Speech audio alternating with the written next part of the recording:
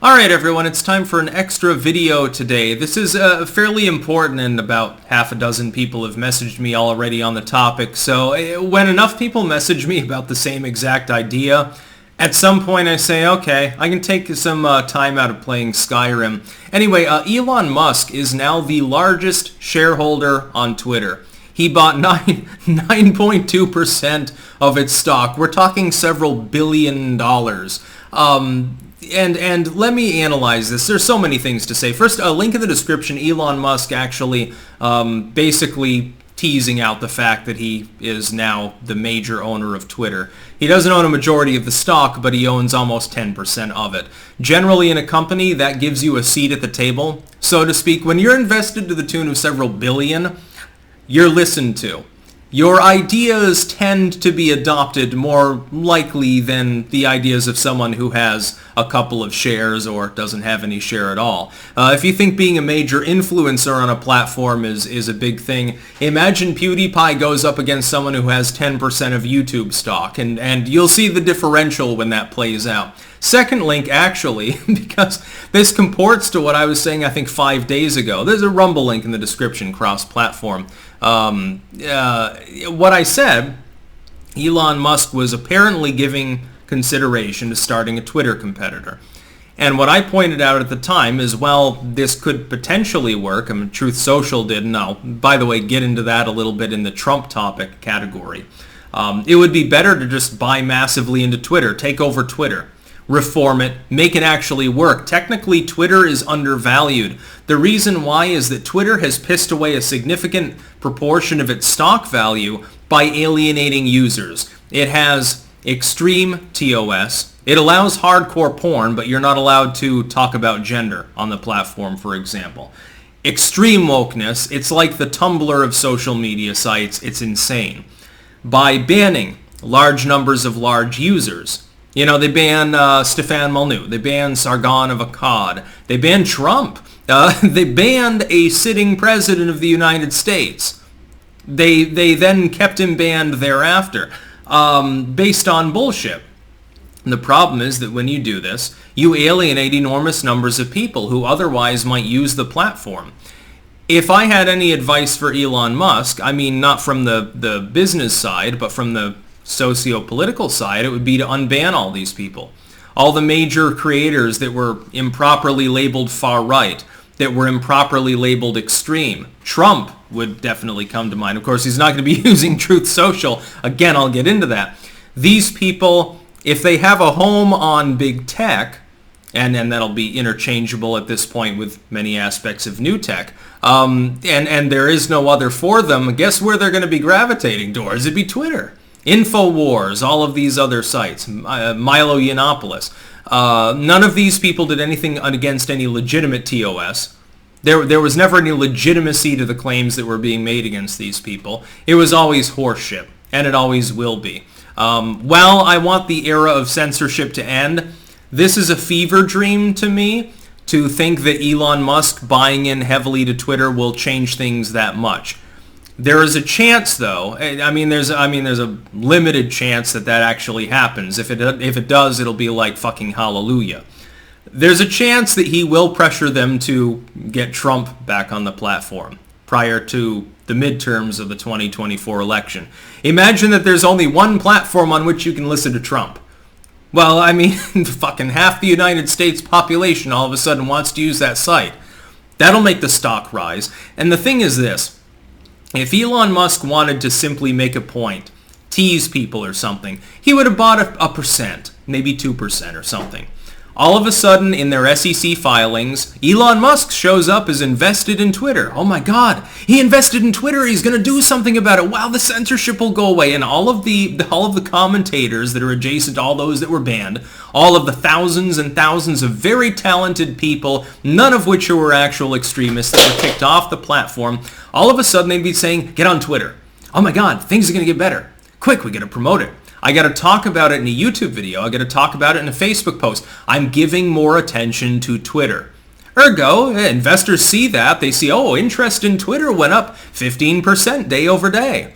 This week it's up 30%. I think this will probably be a solid investment. It looks like it's making a comeback. That would be the way to do it if you were only interested in the money side. When you spend billions of dollars buying a majority share, near double-digit proportion of the actual shares of Twitter, I think it may very well go beyond that. I'm allowed to hold out a little bit of hope that Twitter will redeem itself and stop being a cesspit which is only useful for two purposes: DM machine, dumpster fire. That's all Twitter is right now. It used to be more than that. It was a way to communicate with other creators. It was a way to get interesting commentary, live running commentary from all sorts of people around the world. But much of that commentary has been banned.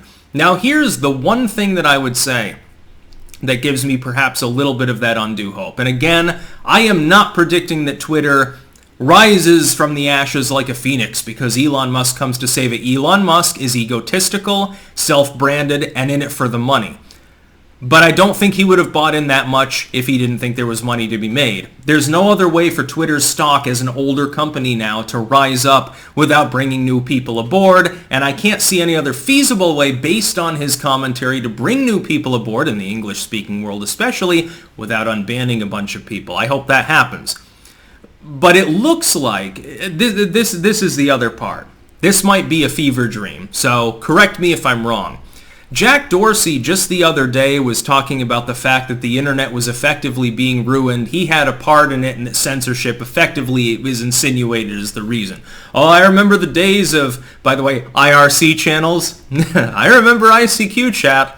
That was a great time. I helped to destroy the website. Usenet and stuff like that. Oh, it was great. The internet was the Wild West, and then I built Twitter, and everything went to hell, and I'm sorry about this. I think this is a possibility. Imagine you're Jack Dorsey, and then imagine you're Elon Musk. We'll put ourselves inside of their heads a little bit based on what is at least publicly available. Jack Dorsey builds a company. It skyrockets. It's worth billions. He's worth billions. Becomes massively wealthy.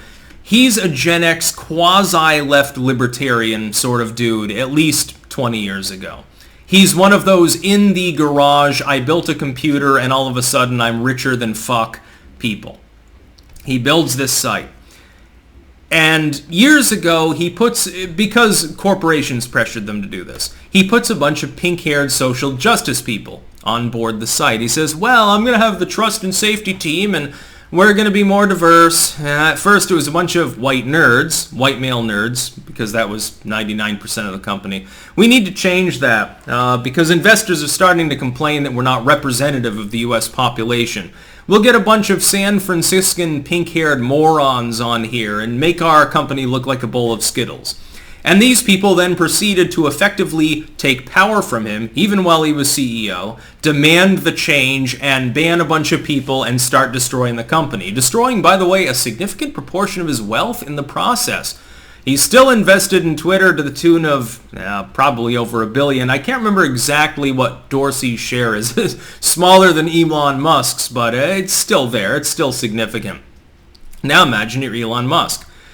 You're the richest man in the world. You basically have the ultimate fuck me money. You can want to make money off of anything you invest in. So he's not just doing this for shits and giggles, and that would be a joke to suggest it. You've just went through a relationship that terminated a few months ago with Grimes, talented musical artist, by the way. I remember watching one of her songs, I think fucking many, many years ago, and had nothing to do with Elon Musk at the time. She went full commie. I think they have a kid, actually, if I remember correctly. A kid that they kept secret for some time. So your significant other goes full commie, is reading Marx and posting cringe leftoid horse shit on the internet, and has gone totally spastic. What better way to lash out than to buy in and de-censor Twitter and slap all the leftoids in the face? I hope this isn't just a fever dream. I hope this becomes reality. I want to see on Twitter, I want to see Alex Jones. I want to see Nick Fuentes. I want to see Stefan Molyneux. I want to see Sargon of Akkad. I definitely want to see Donald Trump. There are a million of others, a doctor of common sense and all these people. Because we deserve to be able to have the free flow of information. That was what Twitter initially was all about many, many years ago before it became woke. I'm hoping that Jack Dorsey regrets that, sees the light, and has been coordinating with Elon Musk begging him to buy in order to help change it. This is probably conspiratorial, and it's probably not the case. The silver lining to this is that Elon Musk would not be buying in, not to that tune at least. He might do, 0.5% as a joke. It'd be funny. It would put his name out there even more than it already is. He's basically like the modern fucking Gatsby. And he could increase his shares in Tesla. He buys into Twitter. People think he's maneuvering. They all rush to get in on Twitter. The stock skyrockets or something. And if he sells off in the next couple of months, we'll know that it was a pump and dump. I can't imagine he would make that kind of a gamble, though, unless he intended to use his influence, his monetary influence, to attempt to change the company. Based on his previous comments, I can't imagine he's going to try to change it in the woke direction. In the, hey, let's censor more people, let's drop the stock price and kick half the user base off direction. But that's where Twitter's been going. That's why they're undervalued. This is where he thinks he can make money, and he's probably right. You buy in $1 billion, well, in his case, I think it's 3-point-something billion dollars. And then Twitter's stock rises. Year later, maybe you do sell off. You've reformed the company, a bunch of people are back on, the stock price has risen, you offload it, and you make double your money. You've made billions of dollars. It's a no-brainer. If I had that kind of money to invest, I'd probably do that too. Imagine that you had the power to invest almost double-digit share ownership in a company, and the fact that your name was merely associated with it would move the stock price. You're not just some behind-the-scenes investor in the shadows. You're Elon Musk. You're effectively a celebrity almost more than you are a magnate at some point because he's self-branded. Look at what he did with flamethrowers. Do you remember that debacle? The Boring Company flamethrowers? They're pieces of shit. But I can't even imagine how many of those he sold just by talking about them. They're nothing compared to the flamethrowers that are publicly available just with a fucking ID to anyone over the age of 18. There are 5 or 6 different variants, some of them imported from Russia, some of them made in the US, etc. Their flamethrower sucks. They probably still made billions off of them. Look at Tesla. Electric vehicles are effectively a goddamn meme. Why do you think that Elon Musk is like, well, I think now's the time to pump more gasoline? Yeah, I think we should get more gas. I think that things that are directly in contravention to my bottom line should be done. I think there's a reason for that. He's an intelligent individual. Keep in mind, though, his principles are entirely secondary to him promulgating his notoriety, his power, and his money.